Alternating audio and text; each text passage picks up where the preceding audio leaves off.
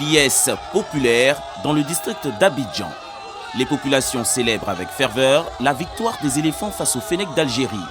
Elles sont heureuses de voir leur équipe qualifiée pour les huitièmes de finale de la Coupe d'Afrique des Nations. Yopougon place Figayo. De nombreux supporters ne boudent pas leur joie. Des artistes également de la partie pour célébrer la victoire des éléphants. Des supporters confiants. Pour eux, cette rencontre face à l'Algérie était déjà un acquis. Avant l'entame du match, des pronostics en faveur des éléphants. Oui. 5-0. Un match très attendu des Ivoiriens qui se regroupent dans des espaces aménagés dans les quartiers, sur le lieu de travail, dans les espaces de divertissement. On attend impatiemment le premier but. Les éléphants ouvrent le score avec un but de Franck Yannick Kessié. C'est listé. Sangaré en fait de même. Difficile pour les Ivoiriens de contenir leur joie. Les matchs des éléphants sont des moments propices pour les espaces de nuit. Les clients s'y retrouvent. C'est un regain d'activité pour nous autres. Tant que les Ivoiriens vont loin, nous également, ça galvanise nos recettes. Et donc, on bénéficie à deux niveaux, tant au niveau financier qu'au niveau patriotique. Village Khan Figayo de Yopougon. C'est sur cet espace très prisé que de nombreux supporters fougueux suivent avec attention ce match Côte d'Ivoire-Algérie.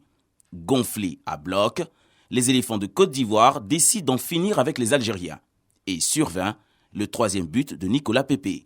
Les supporters à leur tête, Madame le ministre de la Culture, expriment leur joie.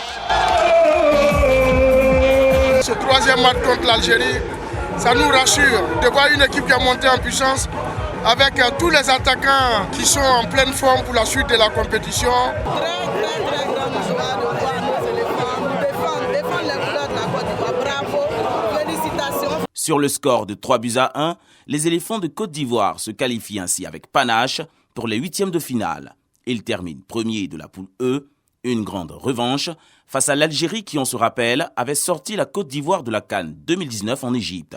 Les Ivoiriens, encore plus fiers de leur équipe, dansent et chantent en attendant les huitièmes de finale à remporter contre les pharaons d'Égypte. Un autre contentieux footballistique à régler.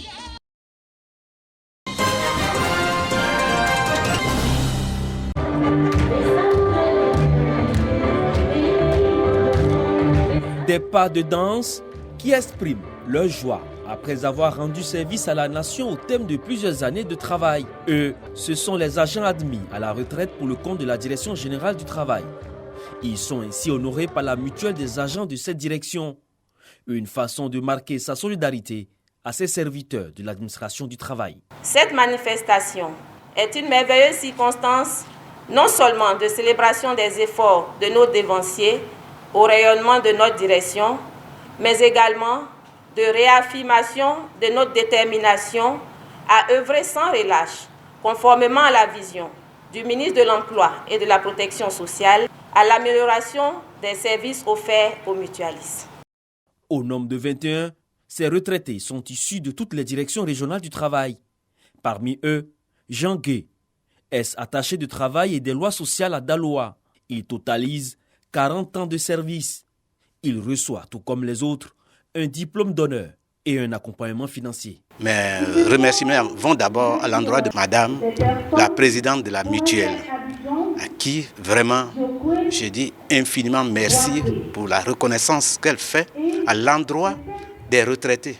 Avec la création de la mutuelle des agents de la Direction générale du travail, vous vous inscrivez dans une démarche de protection sociale véritable, indispensable à l'amélioration de la qualité de vie. C'est l'occasion de vous réitérer les félicitations de Monsieur le ministre pour ces actions qui font la fierté de notre administration et vous exhorter à continuer sur cette lancée. Le représentant de la tutelle a invité la mutuelle à continuer de faire preuve de solidarité et à s'engager au travail bien fait et privilégier l'intérêt général.